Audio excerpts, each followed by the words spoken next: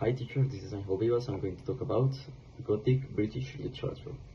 So, British Gothic literature refers to a literature movement that emerged in the late 18th century and in the flourishes through the 19th century. It characterized by themes or topics like horror, supernatural things, physiological terror, and something like that. And it was particularly in the medieval period. It starts with, by the way, my author that was Oracle Walpole with the Castle of Otranto. It's often considered the first Gothic novel.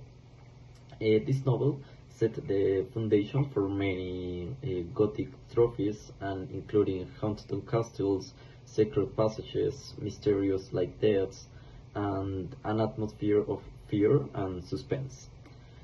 The most common themes, topics in this Gothic British literature, it include supernatural elements, how I said, ghosts, cursed monsters, romantics and emotion intensive, subliminal things, Gothic villains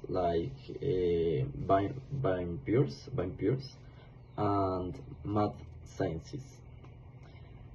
And the influence in nowadays could be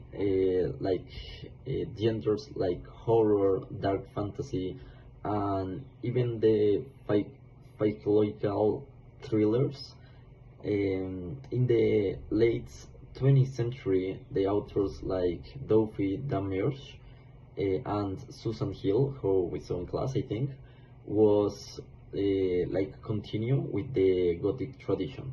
So this is my appreciation. Thank you, teacher.